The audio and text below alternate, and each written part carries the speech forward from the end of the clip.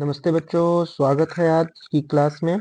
आज हम एक बहुत मज़ेदार और इम्पोर्टेंट टॉपिक शुरू करने जा रहे हैं जिसका नाम है रासायनिक अपक्रिया के प्रकार। तो चलिए बिना टाइम खराब किए हुए स्टार्ट करते हैं। जैसा आप देख रहे हैं यहाँ पे लिखा है रासायनिक अपक्रिया के प्रकार। तो आप कहेंगे रासायनिक अपक्रिया 5 प्रकार की होती हैं। सबसे पहले हम बात करेंगे संयोजन अपक्रिया की, उसके बाद हम बात करेंगे वियोजन अपक्रिया की, और तीसरे नंबर पे आपका होता है विस्थापन अपक्रिया, और उसके बाद हम बात करेंगे चौथे पे द्विविस्थापन अपक्रिया। उसके बाद हम बात करेंगे अपचयन और उपचयन अपक्रिया, जिसे हम बोलते हैं रेडॉक्स अपक्रिया। तो अगर रेडॉक्स अपक्रिया की बात करें तो ये आपके एग्जाम में बार बार पूछा जाता है कि रेडॉक्स अपक्रिया क्या होता है। तो सबसे पहले हम देखेंगे संयोजन अपक्रिया।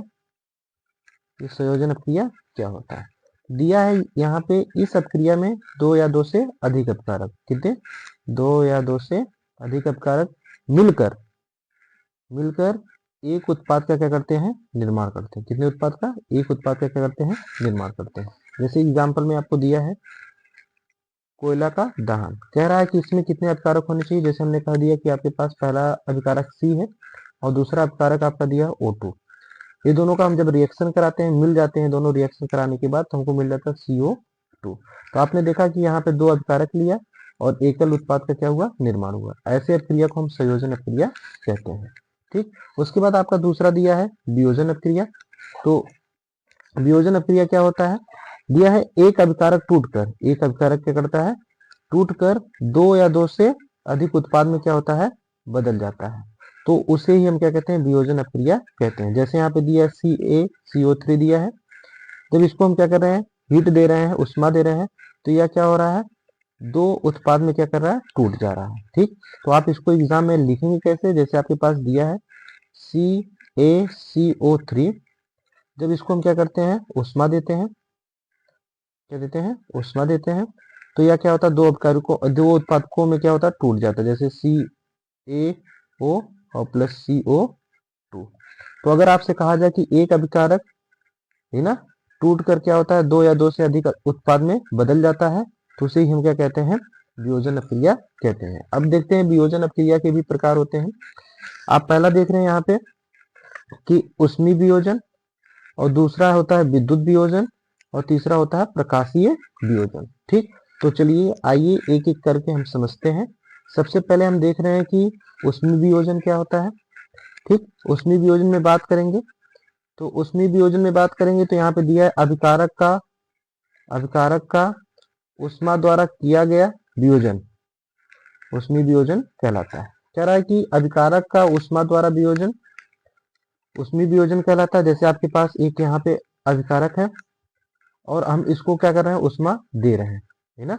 जब उष्मा हम इसको दे रहे हैं तो हमको क्या मिल रहा है, कैल्शियम ऑक्साइड और कार्बन डाइऑक्साइड मिल रहा है। तो आप देख रहे हैं अभिकारक का उष्मा द्वारा वियोजन। तो आपने देखा ये आपका अभिकारक था, और इसमें जब हम उष्मा द्वारा वियोजन कर रहे हैं तो हमको क्या मिल रहा है, CaO और CO2, मतलब कैल्शियम ऑक्साइड और कार्बन डाइऑक्साइड हमको मिल रहा है। उसके बाद अगला दिया है आपका विद्युत वियोजन। तो आप कह रहे हैं विद्युत वियोजन क्या होता है, आप कहेंगे विद्युत धारा प्रवाहित होने के कारण होने वाला वियोजन क्या कहलाता है, विद्युत वियोजन कहलाता है। जैसे आपके पास देख रहे हैं यहाँ पे H2O दिया है, जो कि यहाँ पे कोष्टक में यल लिखा है। यल का मतलब यह लिक्विड होता है। जब कह रहा है कि इसमें हम क्या करें, विद्युत धारा प्रवाहित कर रहे हैं, है ना। तो आप देख रहे हैं कि यहाँ पे यह दो चीज में क्या हो रहा है, टूट जा रहा है ना। जैसे आप देख रहे हैं यहाँ पे H2 में, हाइड्रोजन गैस में और ऑक्सीजन गैस में। ठीक, तो यहाँ पे यही साफ साफ लिखा है, विद्युत धारा प्रवाहित होने के कारण होने वाला वियोजन विद्युत वियोजन कहलाता है। तो हमारे पास जल था, तो इसमें विद्युत धारा प्रवाहित किए तो वह दो, मतलब कि हाइड्रोजन गैस और ऑक्सीजन गैस में क्या हो गया, वियोजित हो गया। ठीक, आगे आप देखते हैं प्रकाशीय वियोजन क्या होता है। प्रकाशीय वियोजन दिया गया है, तो आप कह रहे हैं कि सूर्य के प्रकाश में उपस्थित सूर्य के प्रकाश की उपस्थिति में होने वाला वियोजन, सूर्य के प्रकाश की उपस्थिति में होने वाले वियोजन को हम क्या कहते हैं, प्रकाशीय वियोजन कहते हैं। तो यहाँ पे वियोजन रहेगा,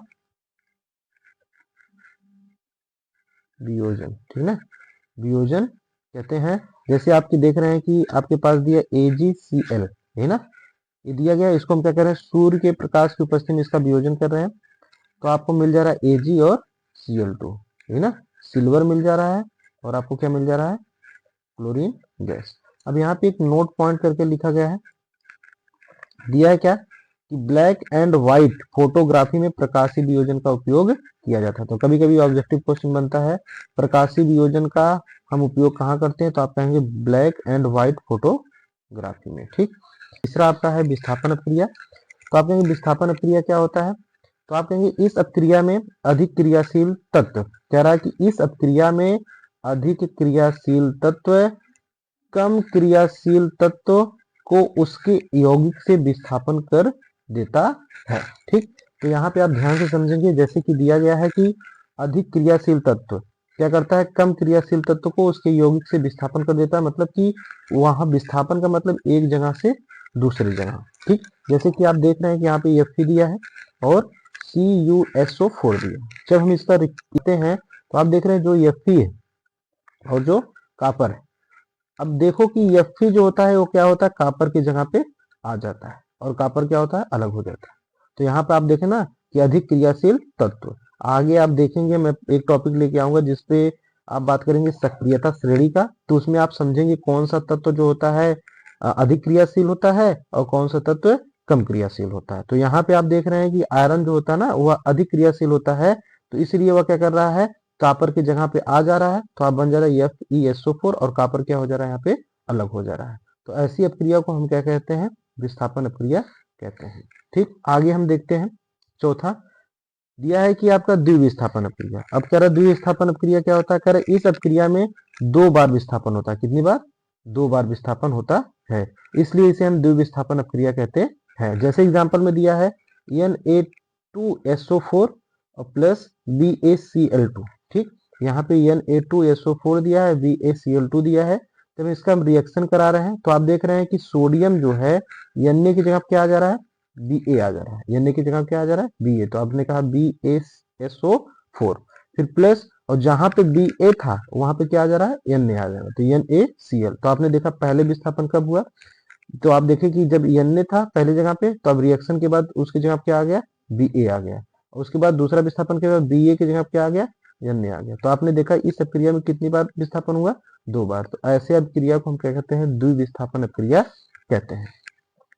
अगला आपका है अपचयन और उपचयन अपक्रिया, जो कि आपके बोर्ड एग्जाम से काफी इंपॉर्टेंट है, और इस चीज को आप बहुत ध्यान से और क्लियरली समझेंगे कि क्या होता है। सबसे पहले अपचयन और उपचयन अपक्रिया क्या होता है, सबसे पहले हम बात करेंगे उपचयन अपक्रिया। तो अगर आपसे कोई पूछता है कि उपचयन क्या होता है, तो आप कहेंगे पदार्थ में ऑक्सीजन की अगर वृद्धि होगी, क्या होगी, या तो वृद्धि होगी या फिर हाइड्रोजन की कमी होगी। अगर ऑक्सीजन की वृद्धि होगी, ऑक्सीजन की क्या होगी, वृद्धि, और हाइड्रोजन की क्या होगी, कमी, हाइड्रोजन की कमी, है ना। तो अगर आप कहेंगे ऑक्सीजन की वृद्धि हाइड्रोजन की कमी होती है, तो उसे हम क्या कहते हैं, उपचयन। जैसे आप देख रहे हैं ना, सी है और O2 है, जब इसका रिएक्शन कराए तो आप देखें कॉपर के साथ क्या O2 जुड़ गया ना, तो यहाँ पे कार्बन के साथ क्या हुआ, कार्बन के साथ क्या हुआ, O2 जुड़ गया। तो आप कहेंगे कि यहाँ पे जुड़ा, ऑक्सीजन क्या हो गया, जुड़ा। तो आपने कहा कि कार्बन में ऑक्सीजन जुड़ गया, तो कार्बन की ऑक्सीजन क्या हुई, वृद्धि हुई। तो ऐसे क्रिया को क्या कर रहे हैं, उपचयन कहते हैं। जैसे कि यहाँ पे आप लिखा है कि यहाँ कार्बन में ऑक्सीजन जुड़ रही है, इसलिए यह क्या होगा, उपचयन होगा। ठीक, और आगे दिया है अपचयन। यहाँ पे आप देख रहे हैं अपचयन क्या होता है, तो आप कहेंगे कि अपचयन क्या होता है, तो आप कहेंगे कि इसकी परिभाषा पदार्थ में हाइड्रोजन की वृद्धि, क्या होती है, हाइड्रोजन की वृद्धि, और आप कहते हैं ऑक्सीजन की कमी। ठीक, तो आप कहेंगे हाइड्रोजन की वृद्धि और ऑक्सीजन की कमी होती है। देख रहे हैं आप कॉपर ऑक्साइड है और H2 है, हाइड्रोजन गैस है। अब यहाँ पे आप देख रहे हैं कि जब रिएक्शन के बाद कॉपर से क्या हो रहा है, ऑक्सीजन हट रहा है ना, ऑक्सीजन क्या हो रहा है, हट रहा है, और हाइड्रोजन में क्या हो रहा है, ऑक्सीजन जुड़ रहा है ना। तो आप कह रहे हैं यहाँ पे लिखा ना हाइड्रोजन की वृद्धि हो या ऑक्सीजन की कमी हो, तो कॉपर से ऑक्सीजन हटा, तो आप कहेंगे कि यहाँ पे क्या होगा, अपचयन। ठीक, तो आगे हम देखेंगे रेडॉक्स अपक्रिया, जो कि आपके जिसमें आप देखेंगे ऐसा से निकल रहेगा जिसमें उपचयन भी होगा और अपचयन। तो रेडॉक्स अपक्रिया में हम देखेंगे आगे,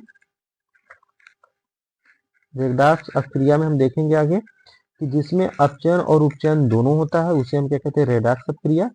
और उसके बाद हम उसमें थोड़ा सा बात करेंगे सक्रियता श्रेणी की। तो ये 2 टॉपिक आपको देखने को मिलेगा नेक्स्ट वीडियो में। तो तब तक के लिए आप क्या करेंगे, अच्छे से इस चीज को रिवाइज करेंगे और जो भी डाउट होगा उसको कमेंट में लिखेंगे, जिससे आपका डाउट सुनकर हम उस चीज को हम अच्छे से क्लियर कर पाए। तो बच्चों, तो मिलते हैं आपसे नेक्स्ट वीडियो में। जो आपका टॉपिक रहेगा वो टॉपिक का नाम रहेगा रेडाक्स प्रक्रिया और सक्रियता श्रेणी। ठीक, तब तक के लिए थैंक यू सो मच।